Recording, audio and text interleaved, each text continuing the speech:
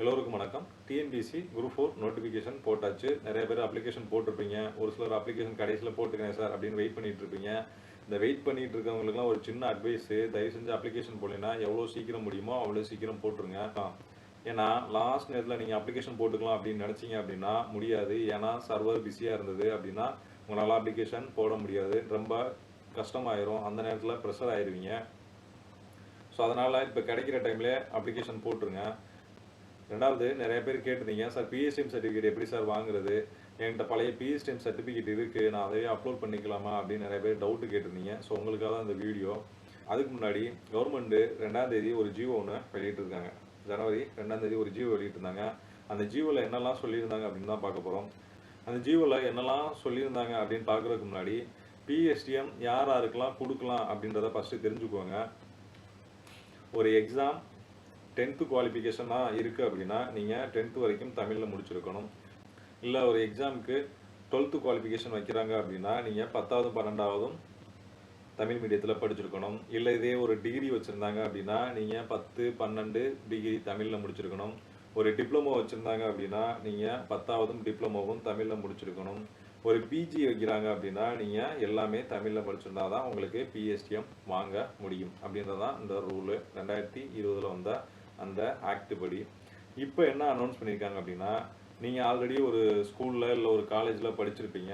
அந்த ஸ்கூலையும் காலேஜையும் மூடிட்டாங்க அப்படின்னா நீங்கள் எங்கே சர்டிஃபிகேட் வாங்குறது அப்படின்றதான் இப்போ ஒரு கேள்வியாக இருந்தது. ஸோ அந்த மாதிரி இருக்கிறவங்க எங்கே வாங்கணும் அப்படின்றதான் இப்போ கொடுத்த ஜியோவில் மென்ஷன் பண்ணியிருக்காங்க.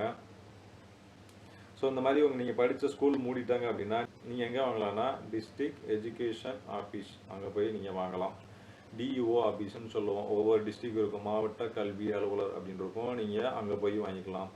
இதே நீங்கள் படித்த காலேஜ் மூடிட்டாங்க அப்படின்னா நீங்கள் எங்கன்னா, இப்போது நீங்கள் ஒரு அழகப்பா யூனிவர்சிட்டியில் படிச்சிருக்கீங்க அப்படின்னா நீங்கள் அழகப்பா யூனிவர்சிட்டியில் போய் வாங்கிக்கலாம்.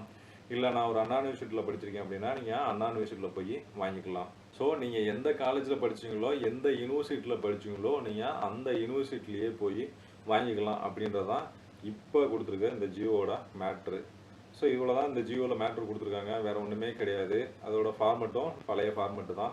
ஆல்ரெடி பிஎஸ்டிஎம் வச்சுருக்கவங்க நீங்கள் உங்களோட பழைய பிஎஸ்டிஎம்மே போதும், நீங்கள் அதவே அப்ளை பண்ணிடலாம். ஏன்னா இப்போ கொடுத்துருக்க ஃபார்மெட்டும் சேம் ஃபார்மெட்டு தான்.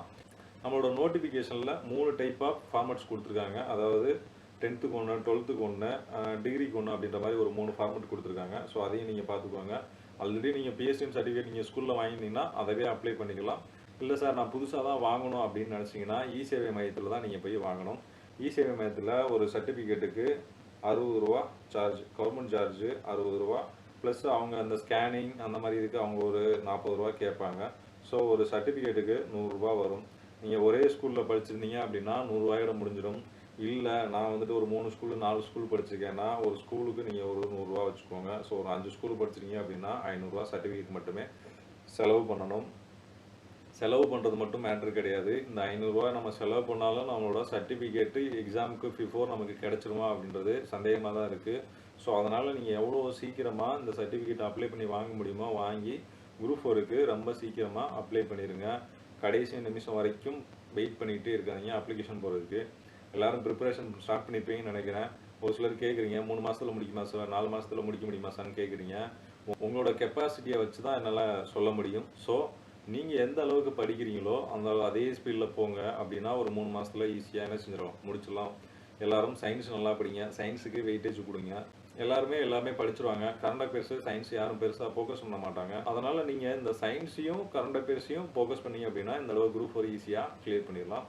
ஸோ அப்ளிகேஷன் போடாதவங்க தயவு செஞ்சு மறுபடியும் சொல்கிறேன், மறக்காமல் எவ்வளோ சீக்கிரம் போட முடியுமோ அவ்வளோ சீக்கிரம் போட்டுருங்க. தேங்க்யூ.